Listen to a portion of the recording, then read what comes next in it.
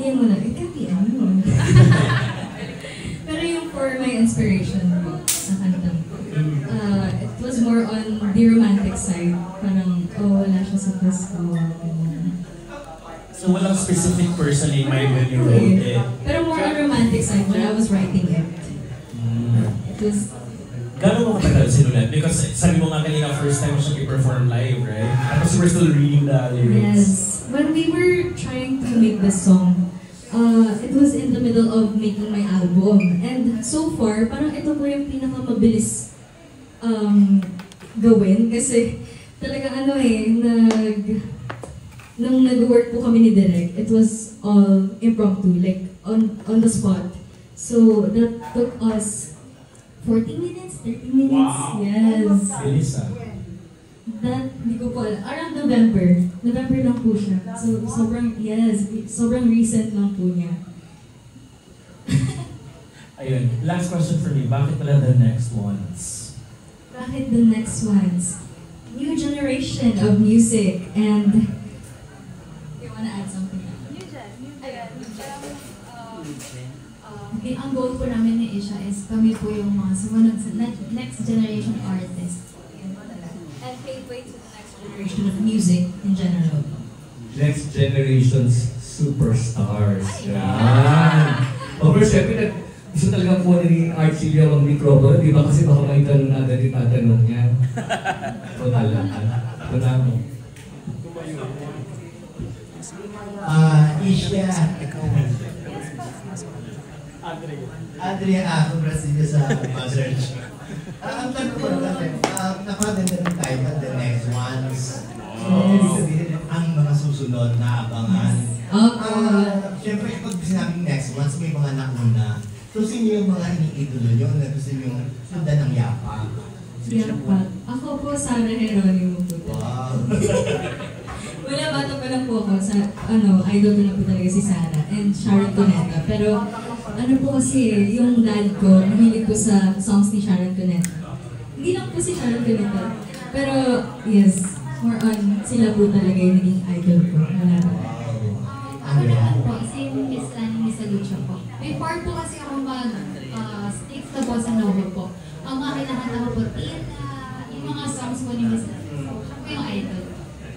So, di sa concert nyo, do we expect na kakantahin yung mga songs ni Sarah G at sa kanan? Siyempre wala.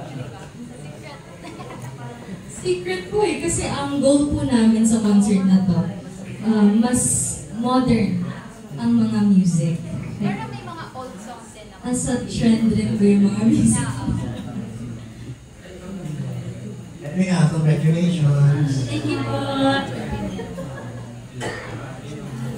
Sweet mo. Ang sweet nga. Isha, do you see yourself acting also in the future since you are looking up to Sarah and Sharon? Acting in the future. Acting in the future. If there was an opportunity, syempre kukunin ko po. Kasi may experience na rin po kasi ako sa acting medyo. Because I was trying to go for going good. Kaya naging malilit na tuloy. Ayan, si OG Narvaez Rodriguez. Mas bata. Hi, Isha and Andy. Actually, sa totoo lang, mas talented ka pa nga kay Sarah sa kay Sharon.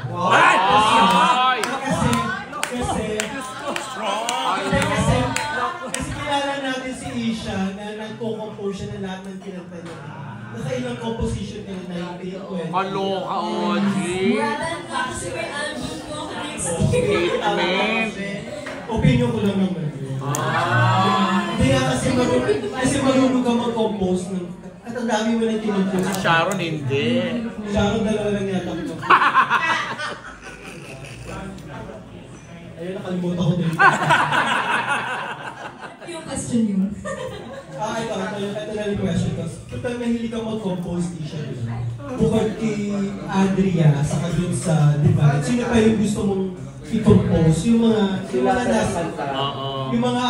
nasa recording company. Nasa recording. Hindi ko po nakakompose si ate ng song. So, that would be a good idea. Siguro next, Andrea. Oo nga, nagpapalala. Tapos sino pa yung susunod ni Andrea? Sino po K-pop group. Aster naman. Yes. Hindi, doon sa mga sabihin na natin, yung mga kilala na. Kilala na? Pero, idol ko po talaga as of right now. Si Arthur. Yes. Arthur Neri. Yes. Si Sarah, pag gusto mo rin gawa ng kanta, if ever. Yes, sure po. Sama mo si Sharon. Sige, abangan namin yan na, Isha. Thank you po. Ayan, tandaan natin ang statement of account ng isang Conji Narvaez dito sa Isha Conti, mas talented pa kay Sharon Paleta at Sarah Heron. Yan ang head, mga banner, ha? Tapos, not, Conji Narvaez. Ayan, sino susunod? Of course, si Miss Janice Davina from Bulgar. Hi, good evening. Oo. Isha and Andrea, pwede bigyan niyo lang kami ng background niyo kung paano kayo nag-start sa singing, and lalo ka na niyo siya sa nagko-compose ka na ng kanta. Ilan taon ka nag-start mag-compose? And ano yung first song na nag-compose mo? Nung 7 years old po ako, may ginawa na po kami ng coach ko sa singing, sa voice lesson ng kanta. But there was a problem with the recording company yun, na hindi na po namin na-document yung song na yun. So, wala na po siya. But I started really composing songs 13. Yes. Tapos na-produce lang po siya noong 2021. 2021? Yeah, 2021. So, anong song yun? Yung Proud to Say po, it's a Father's Day song for my father nun.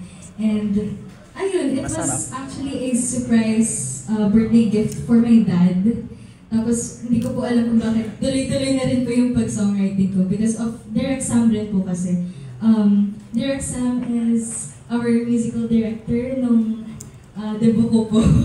Kaya, siya rin po yung nag-pursige sa akin na mag-write ng songs. And yung teachers ko rin po, nung sa school. What's the title? What's the title? Proud to say. Proud to Say po, yes. Nag-try ka na rin bang sumali sa Himig? Hindi po po.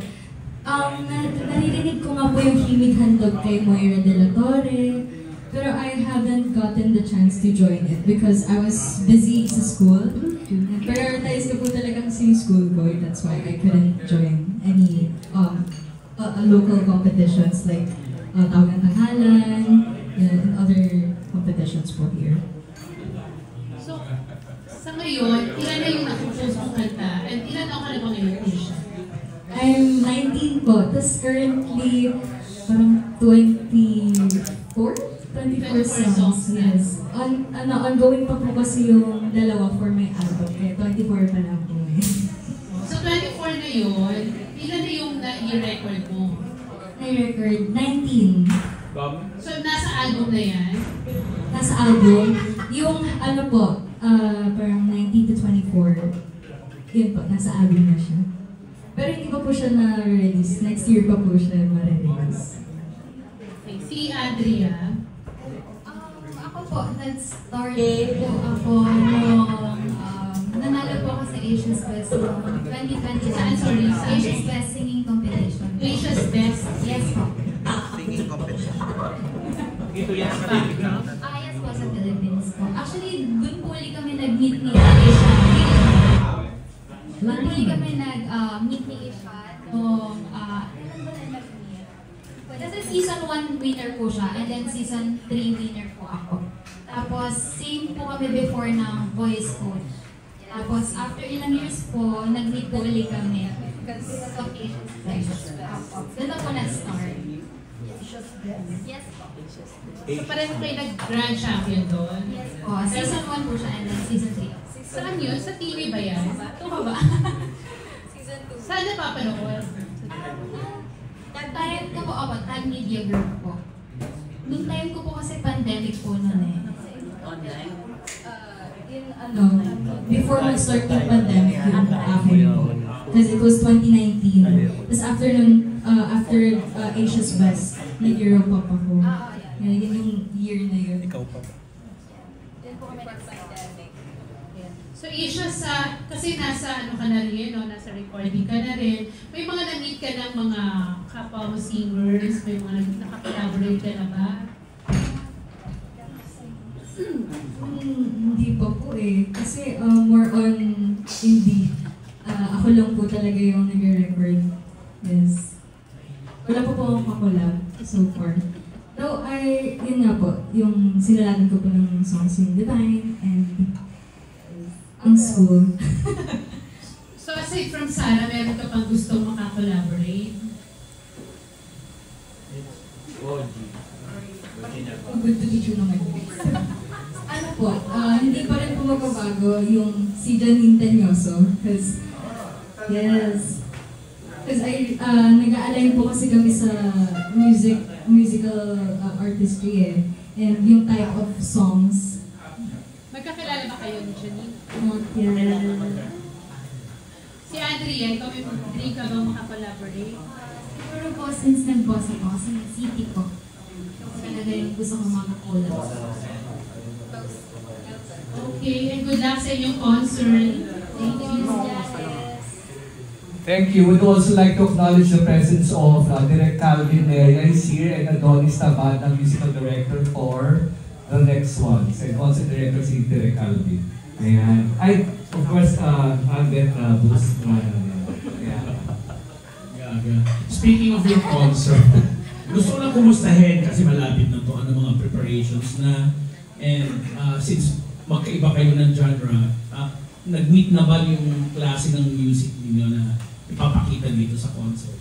Actually, kanina po, meron po kami band rehearsal. As in, yun ba yung last day namin? Last day po namin ng band rehearsal. And so far, okay naman po. Yung mga kinalabasan, pumapalapok naman po yung mga parents namin. And nandiyan po si Direk. Ginagaya na rin po kami. Sa akin po, nagkaintindihan naman po kami sa kanta na kakatayin po namin for the concert kasi we both like it and bagay po talaga sa boses namin yung mga napili namin. At saka trend po kasi yung kakatayin namin. Okay, so sa Music Museum sa December 13, ready na kayo? Yes, super. Expect niya na po puro sayaw po yung akin. I'd like to call Direk Calvin Neria, baka he has to say, he has a few words. Babati ka lang sa mga fans. Of course, Direk Calvin Neria. And Adonis Tabanda.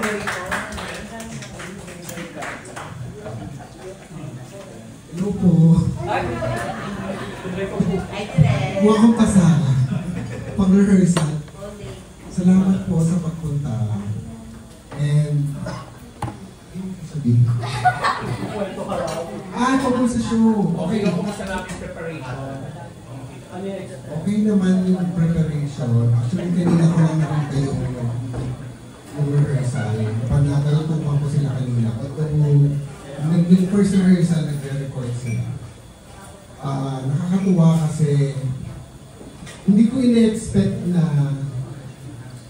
mag-over-deliver sila. Kasi parang sakto lang yung expectation ko. Siyempre, mabuhan sila and all. Pero, nag-exert sila ng effort. Talagang inigay talaga nila lahat. Walang siya rin yun. Actually, ako rin mismo, after each number, napapapalakpak ako. Ang ganda ng areglo ni Direk Adonis Tabanda, our musical director. Yes, after nung weekend nila na number, they're doing a number from weekend. Wow. Sinabi ko talaga, okay, we have a show.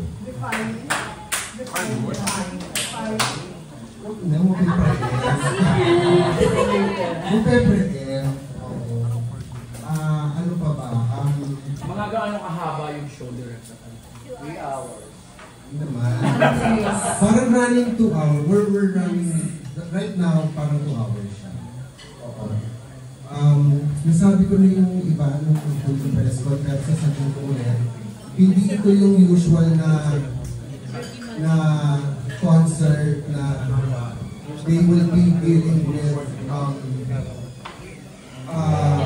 parang yung kanilang, kasi si Isha kasi is is more of the pop star, ganyan. Ito naman si Andrea is more of yung kanyang pagiging bossa nova and all. Pero hindi ko kinahon yung yung repertoire dun sa genre nila. So nilabas ko sila, out of the box ko sila. Sabi ko, get out of your comfort zone para makita pa nila kung ano yung pwede yung gawin. Kailangan kasi parang yung mapakita nyo, hindi lang yung parang yung kung ano yung DNA nyo, yung branding nyo, yung image nyo. Gusto ko as early as now, makita ng tao na marami kayong pwedeng gawin. And then later on, doon tayo mag-stick doon sa kung ano ba dapat yung kakahakin mo yung musical career. Diba? So, ganun yung ginawa ko sa kanila. Kaya hindi yung makikita. Actually, when you watch the show, medyo magulo siya. Sasabihin ko na sa inyo, medyo magulo siya, pero matutuwa kayo kasi pagkatapos ng show, makikita niyo yung kwento. Kasi when I do it, there always has to be a narrative. So, papakita ko talaga yung kanilang galing.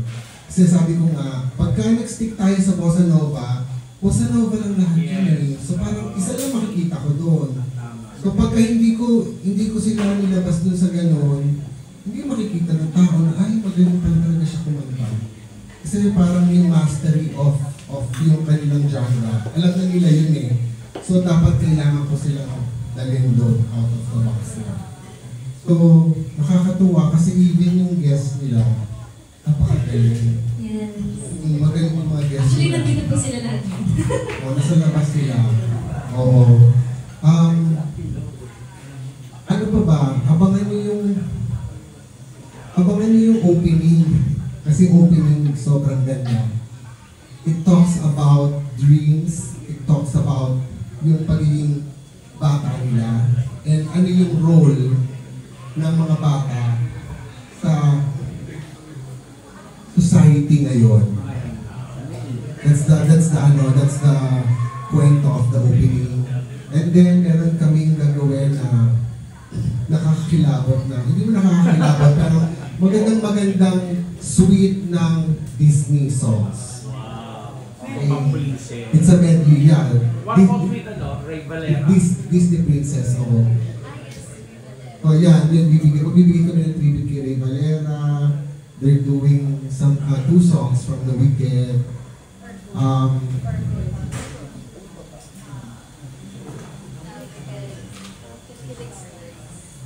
Yeah, yun. Meron kaming gagawin na actually experiment ko lang to, pero feeling ko mag-work. It's basically parang nagkukwentuhan sila about yung mga first crush nila, yung mga first parang yung parang pag nakita na nila yung tamang, parang feeling nila tamang guy, si Mr. Right. So parang gumawa kami ng ganong klaseng segment na nagkukwentuhan sila pero tumatahi doon sa kanta. May tahi na kanta. So parang nakakatuwa kasi parang kwento ko rin din. Nakakatuwa siya. Parang girly talk, parang ganyan siya. Oo. Ano pa ba? Wala din yung story namin, yung journey namin as an artist. Mm-hmm. Yeah, we start the show with yung roots nila and yung kanilang dreams. Tapos magtatapos siya on a very, very high note kasi super dance sila sa dulo. So yung sa dulo, pang bagets na yun, yung dulong part. So sayawan na sila din. They'll do the Ariana Grande thing, Lady Gaga, yung mga ganyan, Gwen Stefani. So yun. Hindi ako nahirapan sa kanila kasi sila very collaborative. As an artist, parang pagka alam mong nagbabato ako ng kanta, pag gusto nila, nag-react agad sila. So ako alam ko kaagad kung pag nagsabi ako ng kanta, sasabihin, alam ko, na-feel ko kaagad na tentative sila, hindi nila gusto, parang gano'n. So pinapalitan ko kaagad. Ayun. So yun lang, dali-dali po na. Kain na po ako. sasabi. Maraming salamat. Oo nga, maraming gano'n, di ba? Wala akong alam sasabihin, pero nagkasalita ako. Thank you po sa lahat ng mga kaibigan natin sa media. Alam nyo, ito kasi dati po, bago po ako nag-direct, isa rin po akong PR practitioner. So, naiintindihan ko po kung ano po yung importance ng media. Okay? I practiced public relations for 10 years, for a decade or more. Parating ganito, pagka meron kami gustong ipakilala sa publiko, regardless kung maliit, malaki, lagi po kami kumakapit sa media. And we know the importance of the media. And thank you so much. Dahil kayong lahat nandito, sinusuportahan niyo po itong mga baguhan na to. And really, they need your support. Supportahan po natin sila, isulat po natin sila maganda. Nakikiusap po ako kasi deserve po nila. Kaya po ang title ko na binigay is The Next Ones. Kasi naniniwala ako na they will be the next ones. Okay, thank you. Statement of account. Ang muna statement of account, galing kay Ogie Narvaez Rodriguez. And second, kay Calvin Aaron. Tandaan niya na. And of course, we would like to also mention that Isha Ponti is nominated at the 38th Aliw Awards for Best Pop Female Artist of the Year. And she will be awarded as the next gen, will be given the next gen award sa December 18th naman, di ba? I think both of these young kids are unstoppable. Let's hear it, some questions from Gorgie Rula. Thank you, Jemuel, na mukhang the next one na papalit sa'yo si Ogie na.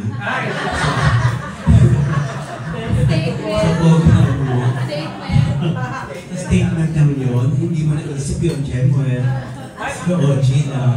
Hindi ka na-invite si Sarah sa mga Correct, huwag mo na siya invite sa susunod. Well, sabi nga ni Ogie Rodriguez, hindi na ako nakamove on doon. Sabi niya, mas magaling kayo kay Sarah at kay Sharon. Bukod pa sa mas magaling kayo, ay may resources kayo. Yun ang swerte. Yun din ang dagdag na swerte ninyo. Kasi compared sa ibang mga bagong talents na talagang pahirapan sumasali sa mga singing contest para na makilala. Kayo, well, thankful na, we should be thankful na you have all the resources para ma-promote kayo, para magkaroon kayo ng show at lahat. May mga challenges pa. Ganun. Ano pa yung may mga hirap pa rin kayo na pinagdadaanan? Kahit parang kuntingan ay parang napakadali sa inyo para makilala kayo. Feeling ko po pares po kami ni Asia, time management.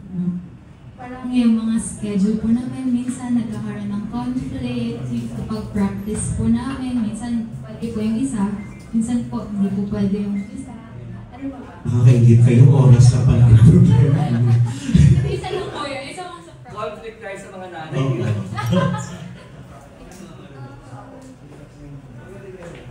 Given the yung resources and the privilege that we have na po, I feel like yung challenging po doon yung pressure talaga and how we are gonna utilize our resources. Kasi, yeah, we do have the resources, pero hindi rin po namin kayang maging consistent sa mga ginagawa namin because of yung minention po ni Ate na time management. That's why, ang mahirap po sa amin, consistency. And that's why, ginagawa po namin, we try to help other artists na rin po whenever we can. While we have our resources din po. And, yeah. Ilang beses na kayo front act sa mga ibang mga concerts na produce ng Echo Jam, di ba? Bakit this time, ngayong before the end of 2025, iniisip na kanina, okay, kaya na namin mag-concert. Na pwede naman noon pa, bakit tingin nyo ngayon ang right timing para mag-concert kayong dalawa? At tatapatan nyo pang Four of Spades, di ba? Hindi po. Iba po kasi yung namin style ni Ate. But I think I feel like it's the right time today because we've gone through a lot as an artist na po. And nabigyan na po kami ng opportunity, so why not take it? Diba? Nandun na po yung opportunity, so why not just let it go? Gusto po namin ma-showcase pa yung kung ano po yung meron. So, yun po. Isha, kakantahin mo yung Christmas song na to ngayon sa concert mo. Yes po. Pero yung na po, polished version. Yes. May Christmas song ka rin nakakantahin. Original song din po. Yung sa'yo rin. Ngayong Pasko. Yun na rin original. Ilan original songs mo? Kasi most of mga covers. 3 na po. Okay. 3 na po yun. Ano yung mga 3 na songs? Naghihintay, Ngayong Pasko. And yung latest po, Season 2 po. Ayun, tama, Miss Season 2 po. Good luck, thank you. Thank you, Gordy. Hindi po, ang nag-compose po actually nandito rin po, si Direk Samba de Tatas. Sa labas po. Sa labas po ata. Si Pilar may question. Pilar Mateo. Ayan. Tanong ko lang kung di ba parang major concept. Ano ngayon yung naging parang bago mong perspective as an artist sa nangyari dun sa mga nangyari na experience mo sa first major concert mo, tapos ngayon may bago na. Yung di ba nag-show ka na? Nag-show?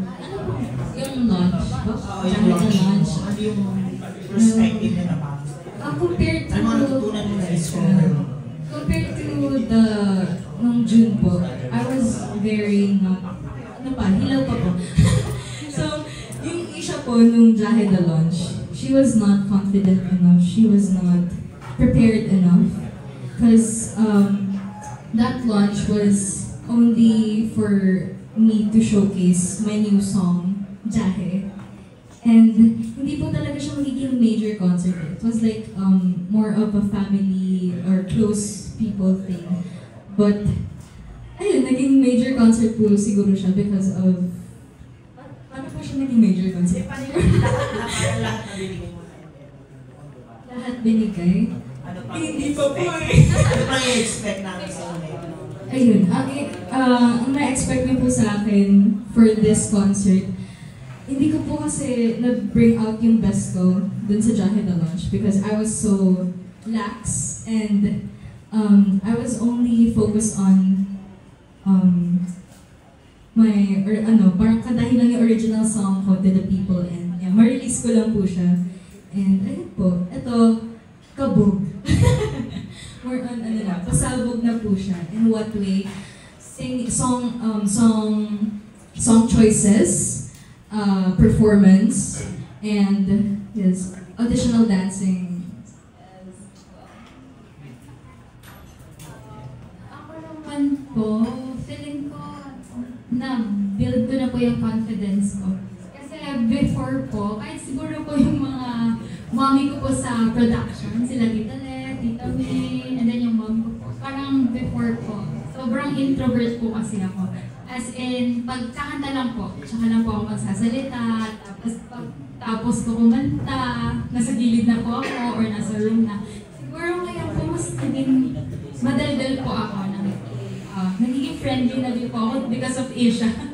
Napapa-TikTok niya na po ako. So, Aray siya.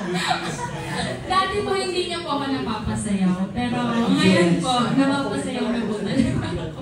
So, pag may mga request po si Isha, nag-join na din po ako. So, parang yun po, confidence. In short, mas confident na rin po si ate.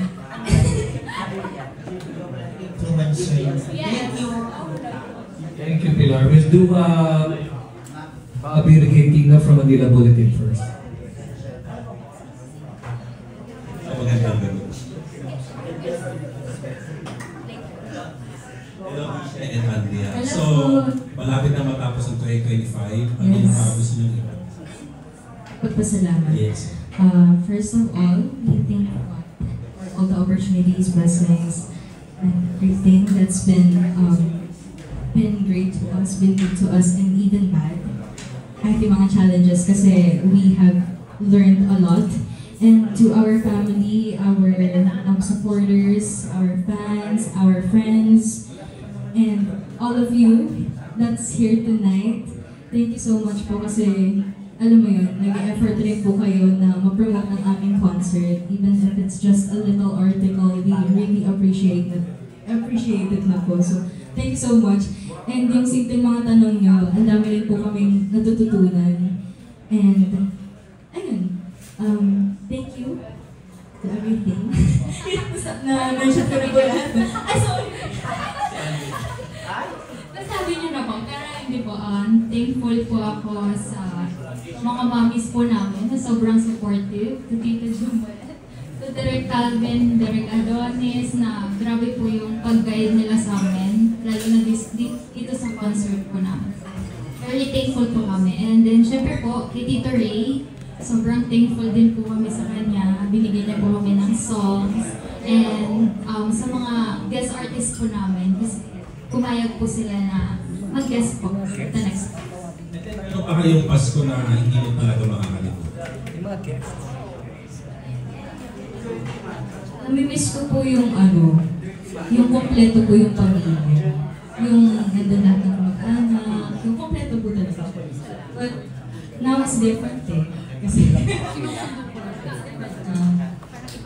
all busy with their own lives. Hindi ko pa alam kung bakit.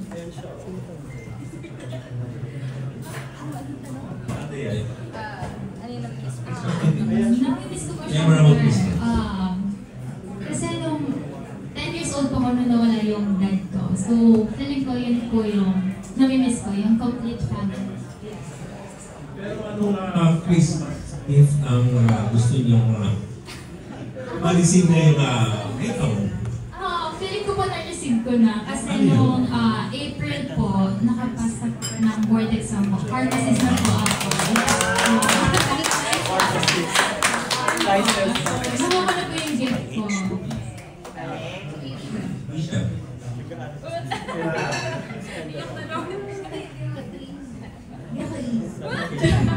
Ano po?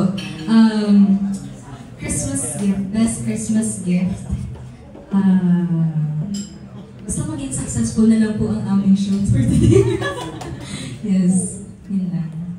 Okay, last question. So, pwede nga konting hint or share kung anong alak niyong gawin na next year in terms of career? Ano mga plans mo? Next year. Or 2026? Nagpo-plan po ako mag-release ng new song po. Hindi album. Album ka na. Pag nag-album si Asian mo. Ako po, album. Yes! So, ano po? The album, sige, I'll give you guys a brief background about the album na lang po. It's about personal growth. And every element of the song, every song has an element. So, it symbolizes personal growth. Like, yun po. Brief na brief. How many tracks? 6 to 7. Kung kaya ng 7, ako pa pong pigain ang aking ulat for the 7th one. Yes. Kakayanin. Pero kayo ba naniniwala sa sa New Year's resolution? May ganun ba kayo? Hindi ko rin po nasusunod eh. Okay, thank you and congratulations. Thank you so much po. Thank you, Bobby, from Manila Bulletin. I would like to also call the guests from the next ones. Si Rachel, of course. And sino pang nandyan? First, yung Divine. And Musical Director Adonis Tabanda. Can we call you? Yan. Punta kayo dyan, sige. Ayan. Si Nathan, si Rachel, si Aquila, Direct Adonis Tabanda for Musical Director. Of course, ibabalik natin ang mga color divas, ang Divine. Ayan. Ayan. Upo na lang kayo dyan. Sit na lang. Ayan. if you have questions for them. And we have questions from Ms. Lea Salterio.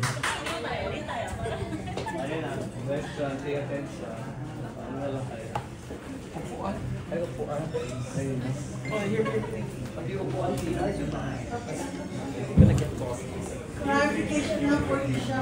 So your album next year will contain new songs, not the ones you released already. All new very songs. impressive. So did you line up already some of the songs? Opo, na-record na meron po. na. So Tatlo pa lang, ay, dalawa pa lang po. but you plan to release 6 to 7? 67. 7 is a lucky number. 7.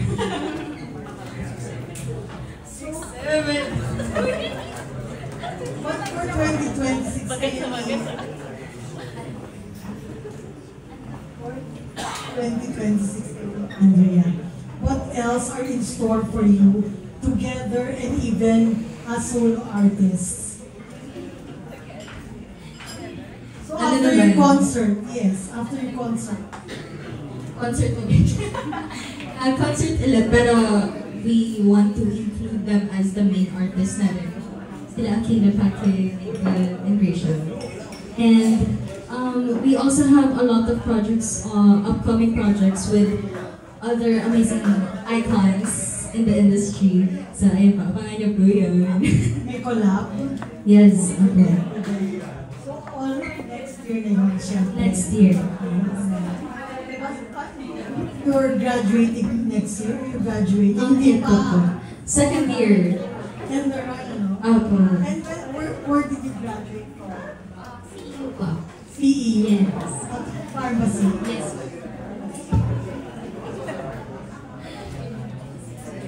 Thank you.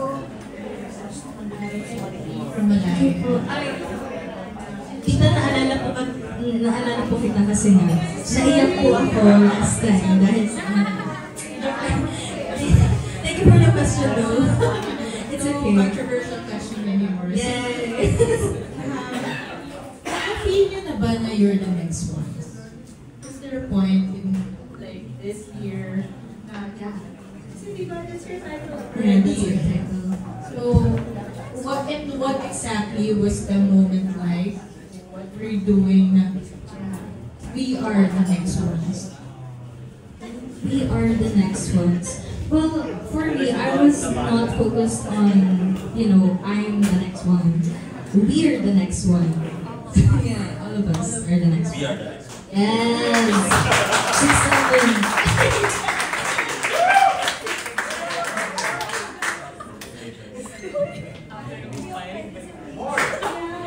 Expound. When was it that you felt na, yeah, we are the next one? Because, the world is constantly evolving and changing. Ayun. So, I feel like it's our time to represent OPM in our own way, like bossa nova, pop, P-pop, ballads, OPM ballads, Elvis Presley styles, and even retro, classic. Yeah, we got everything. How was it? Did you feel scared? Did you feel wanted? Do you guys feel scared? As the next ones? Andrea first. Andrea first. Oo, nung una, yes po, scared po. Kasi, syempre, When was it that you felt na, yeah, we deserve the next one?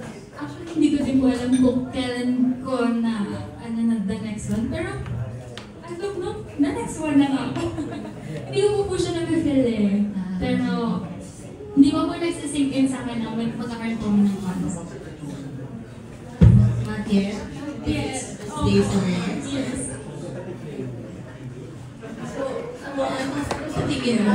Ano ba yung kulang pa? Kaya hindi mo pa nararamdaman na kayo na yung future ng OPM? Na kayo na yun? Na kayo na yung next in line? Ako kasi wala pa rin po kami hit song eh. So, I'm waiting din po na magkaroon ng pero doon ko po mag-feel na the next one. Can you